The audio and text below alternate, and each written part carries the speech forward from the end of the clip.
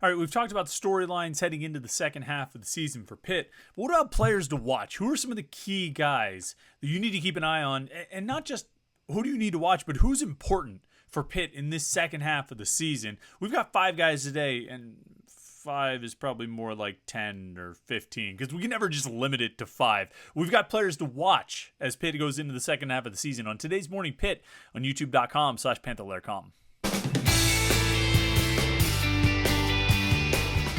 All right, it's Wednesday. It's the Morning Pitt here on youtube.com/Panther-Lair.com. I'm Chris Peak from Panther-Lair.com. You know the website below, Panther-Lair.com, Pittsburgh.rivals.com. Pittsburgh.rivals.com is the website. You can go for all the latest Pitt sports coverage. Football, basketball, recruiting, it's all right there. Panther-Lair.com and message boards to talk to other Pitt fans. All day, every day, Pitt fans are talking about Pitt sports on Panther-Lair.com. You see the dash right there, right? Panther-Lair.com, Pittsburgh.rivals.com. And our YouTube channel here, youtube.com/Panther-Lair.com, where you can get all the latest Pitt sports videos, interviews, highlights, post-game, all those kinds of things, plus these Morning Pitt videos. And really, I feel like I buried the lead there. I think these are some of the best things that we do on youtube.com/Panther-Lair.com. We have these Morning Pitt videos. You can get a little bit of Pitt sports talk every day of the week, Monday through Friday. And then our live stream, we have that live show tonight with Jim Hammett and me on the Panther-Lair show starting at 8:30 p.m. We talk for an hour about Pitt sports here on youtube.com/Panther-Lair.com, and then our post-game shows, which are some of the most popular and most fun things that we do. It's right here on youtube.com/Panther-Lair.com. We go live for an hour after the game, sometimes more if we need to. And we're going to do that this weekend after the Louisville game. I'm guessing we'll go live around 11:30 or 12, and we'll talk as long as we need to. We'll drink, we'll talk, and we'll discuss the game. And it's all right here at youtube.com/Panther-Lair.com. So make sure you like this video and subscribe. Just hit the subscribe button, Jerry. It's not that hard. You can do it. youtube.com/Panther-Lair.com. You never miss any of our Pitt video content. All right, so on Monday, I talked about some of the big storylines, what to watch for heading into the second half of the season. And I know I'm going to keep saying second half. It's not exactly the second half. I mean, this Louisville game on Saturday is game number 6, so that's really the second half of the regular season after that. But you play 5 games, you go 1-4, you have the off week, you change quarterbacks. I mean, this, for all intents and purposes, feels like it is the halfway point of the season. Feels like we're heading into the second half of the season now, and it starts with this Louisville game on Saturday. And on Monday, we talked about some of the main storylines, some of the things to watch going into this second half. Of course, quarterback situation, defensive improvement, what the schedule looks like. I want to talk about players to watch today. And I thought, if you're going to do something like this, it's got to be 5 players to watch, And I have 5 players to watch, but my list of 5 is really 6. And really, my first 4 is really 6. And if you extend out to 5, it adds 1, 2, 3, 4, 5, 6, maybe 6, 7 more players. So it's more like 11 players to watch, broken down into sort of 5 categories of players to watch. Because I just can't I can't color inside the lines on 5 players to watch. So we have to expand on it a little bit, because I think there's a lot of guys that are worth keeping an eye on here. And as this season continues, and if it continues on the course that it already has been on, we're going to be looking for different things to talk about. We're going to be looking for different things to watch. And there comes a certain point where you go into a game, sure, as a fan, you're hoping to see the team win, no matter how many losses they have. This isn't like the NFL or anything like that, where you're playing for a draft pick. You lose, there's no benefit to losing. There's no upside to finishing a season with just a handful of wins. But as you move through a season like that, if they continue to lose, if the losses keep piling up, if the losses keep piling up, you're going to be looking for reasons to watch. And one of the reasons, I think, is going to be some of the players we talk about here today. The key guys that you need to keep an eye on, who I think are really important for Pitt over the course of the next 7 games, but also very important for Pitt heading into 2024. And number 1 atop that list, of course, is the obvious one. It was the number 1 storyline that we talked about heading into the second half. We talked about on Monday. Jim Hammett wrote a storylines article on Sunday on Panther-Lair.com. And it was the first thing he brought up. It was the first thing he brought up in his 3-2-1 column last Friday. It's probably the first thing I'm going to bring up in my 3-2-1 column this Friday. It's the quarterback. And in this case, we're talking about Christian Veilleux. I'm going to continue saying Veilleux until Christian himself says, no, it's Veilleux. I'm going to stick with Veilleux, despite disagreements and uncertainty and questions. He's the number one guy that we're watching here. And it's understandable. He's the quarterback, right? But there's a lot riding on what he does over the course of the next 7 games. And not just the Louisville game, but all of the games going forward. Up to and including the point when he gets pulled. If he plays so poorly that they make another change, it's relevant, okay? And we talked about this, I think, on Monday. And I think we talked about it on the live show last week, actually. Last Wednesday night, me and Jim Hammett and Noah Hiles talked about it, that ultimately the quarterback competition for 2024 starts right now. And I think this was one of my storylines on Monday. It's something I'm going to keep writing about and talking about. But you need to find out who's your guy for next season. And you'll have spring camp and training camp next year to ultimately make that decision. But maybe if these next 7 games don't necessarily tell you who's your guy, they need to at least tell you if you have a guy. You know what I mean? You need to find out if Veilleux or Yarnell can be the guy for next season. Because if they can't, like I said on Monday, you get a lot of pressure to go find a good transfer in December. And that's a path they've gone down the last 2 years. There's been increasing pressure, I think, year after year. I think there was pressure in 22 to get it right. I think there was pressure this year to get it right. And if they have to go that way again, there's going to be even more pressure to get it right. Maybe the most pressure yet. But as we start off here on Saturday with Christian Veilleux, I'm really interested to see what he can do, because there are different sort of reputations you hear about, different things you hear when you talk to people about Christian Veilleux. Some people have referred to him as a gunslinger, and I think you can sort of see that a little bit in the way he throws the ball around. So one person I talked to said that, he might not always have the highest completion percentage, but that's because he's looking to take the top off of a defense. I think that's very interesting as well. But of course, there's a few different aspects that go into that. You've got to have the protection to have the time to take the top off a defense. You've got to have receivers who can beat the defense so you can take the top off the defense.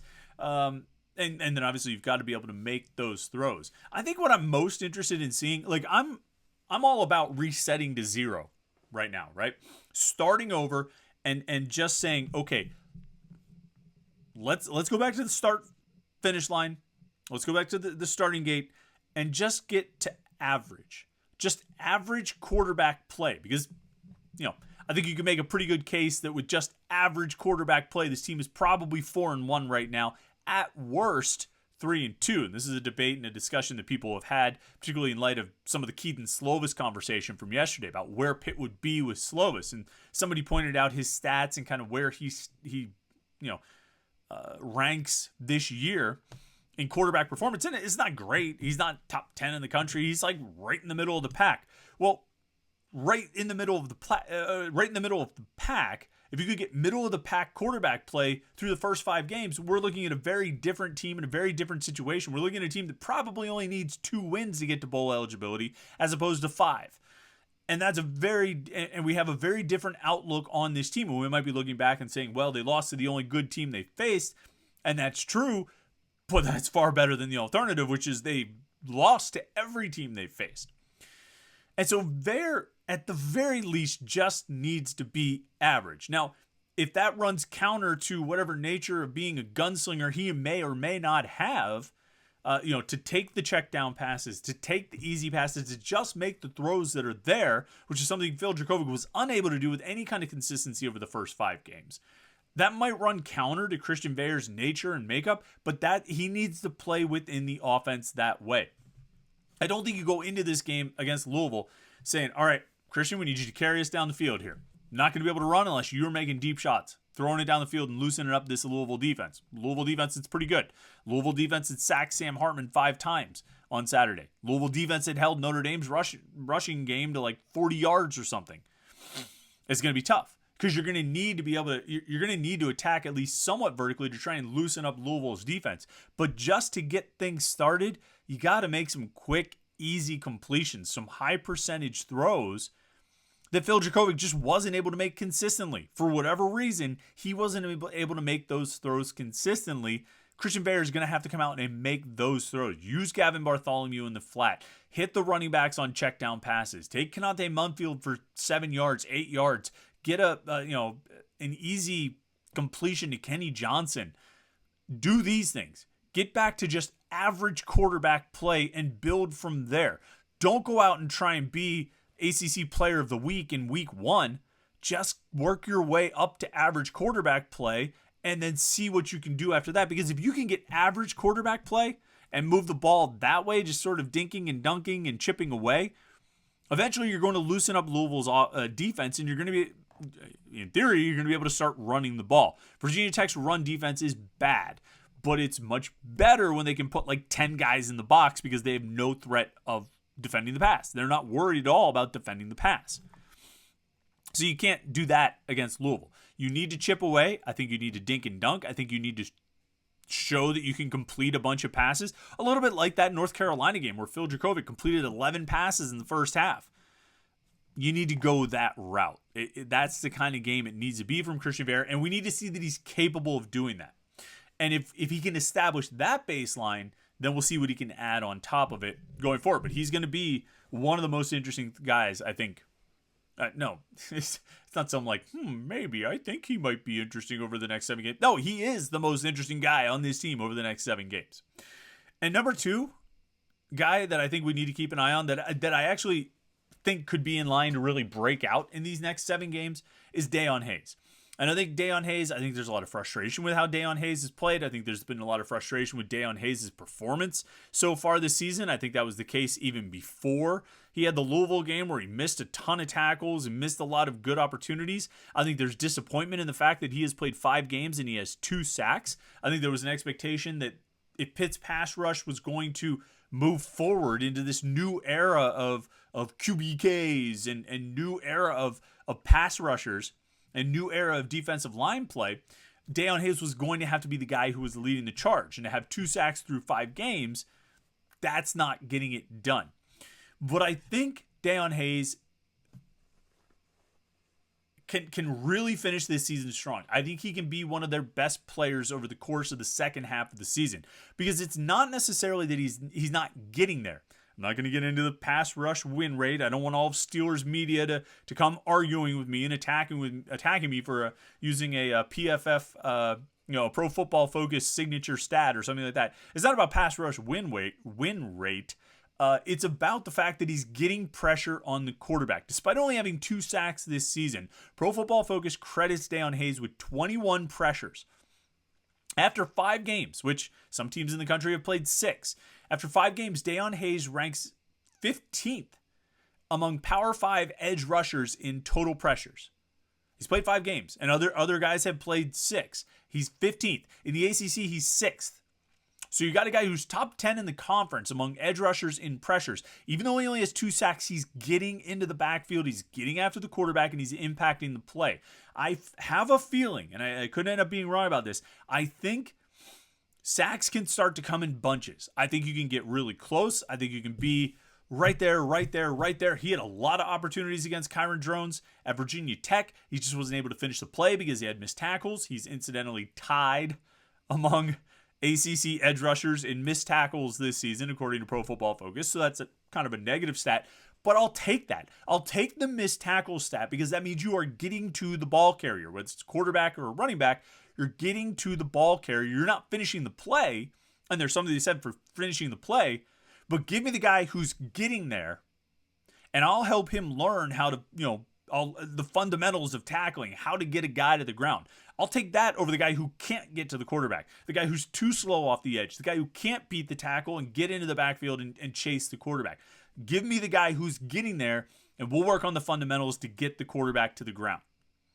And I think that's what Dayon Hayes is right now. And so I think if he can focus on those things and really improve a little bit in his tackling and in finishing plays, those pressures, if he keeps up the pressure rate, and he's been pretty consistent all season, if he can keep up the pressures, I think he'll have a big second half of the season. I think he's one of the guys to watch. Number 3 guy to watch, I don't think you should be any surprise about this, is Kenny Johnson. I think Kenny Johnson also could have a big second half of the season. We will see what Bub Means' status is going forward after he was hurt in the Virginia Tech game, but give me as much Kenny Johnson as you can put out there. He's seen increasing reps over the past few weeks. He played 20 offensive snaps against North Carolina, 37 against Virginia Tech. Those numbers go up, of course, with Bub Means being out in the second half, but I think he's going to see a steady workload. Potentially he's one of the top 3 receivers, either taking snaps away from Bub Means or taking snaps away from Dayon Reynolds. Either way, I want Kenny Johnson on the field.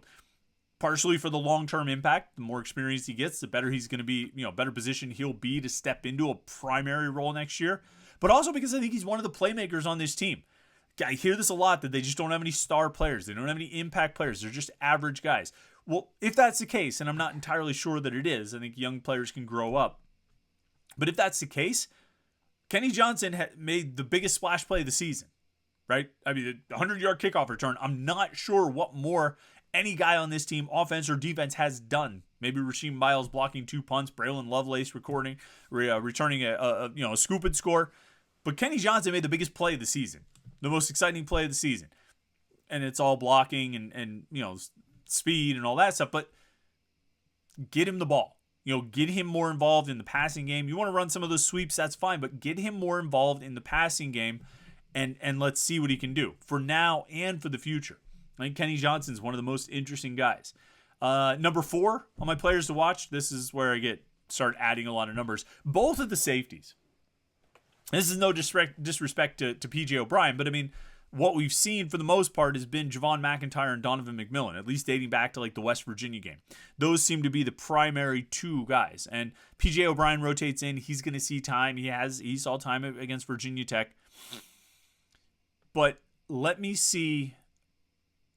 I want to see how McIntyre and McMillan progress over the course of the season. I asked Randy Bates yesterday, with some of these inexperienced guys, and I mentioned McIntyre, I mentioned the safeties specifically.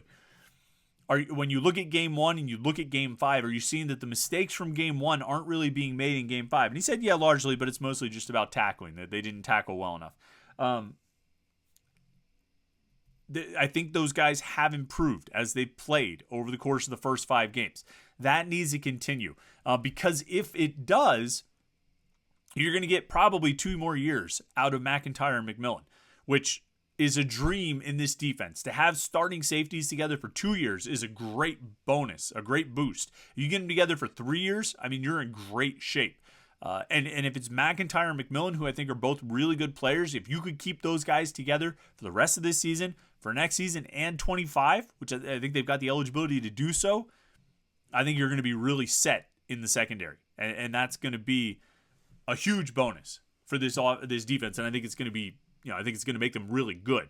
And so watching how those guys progress over the course of the year, over the course of the second half of the season, these next 7 games, I think is going to be big for this defense this year and moving forward. And I think those guys can be really good.